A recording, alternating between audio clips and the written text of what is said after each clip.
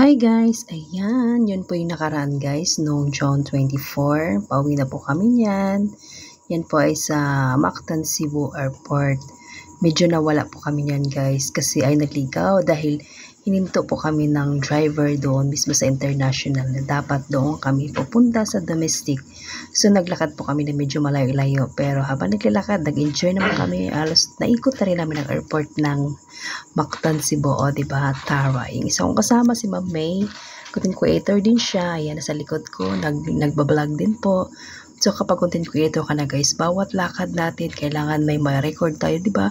Malaking tulong din yung naging content creator tayo kasi kapag katulad niyan, pauwi na kami, so papanoorin mo na lang yung lugar na pinuntahan nyo, diba? So ang saya-saya, napakaganda ng airport ng Cebu po.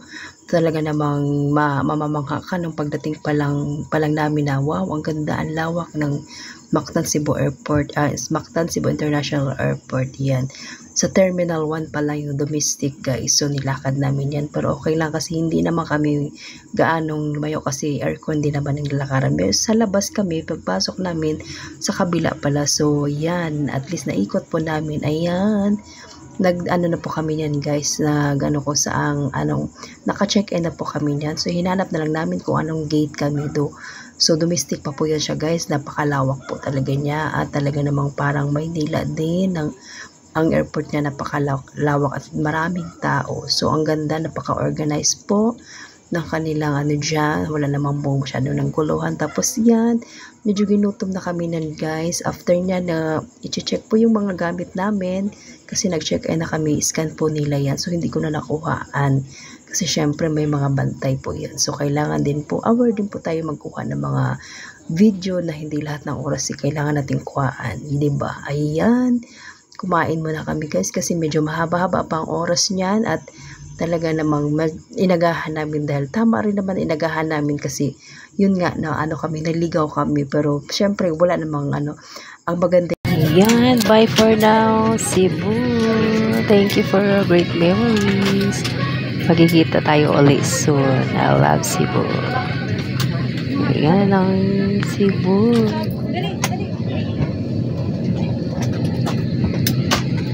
Hindi na kami nakapasyal guys masyado, doon lang kami sa mga tourist spot pero yung masyal talaga sa mga mall hindi na kasi sinulit namin yung oras na magkakasama kaming Delta's Angel.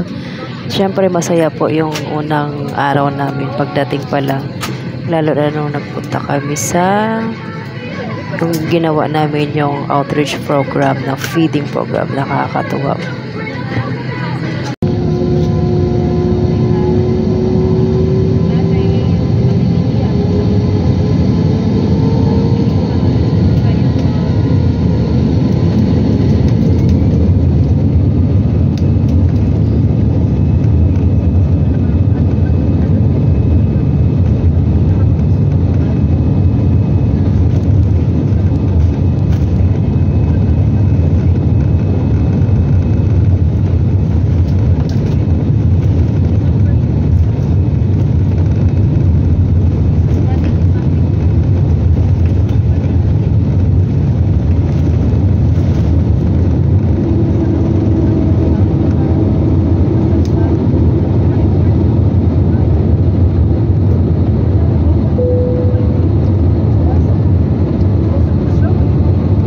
Ayan guys, yan talaga pinakagusto ko guys kapag sumisakay ako ng eroplano. Sakto naman ng guys na yung yung seat number ko sa gitna ay medyo na yung katabi ko, sabi niya, "Ma'am, baka gusto niyo po sa tabi ng bintana." So ang galing, sa bintana ako nakaupo. So nakuhaan ko po siya mula sa hanggang sa pag-akyat. Yan po talaga lagi kong inaabangan guys pag sumasakay ako ng eroplano.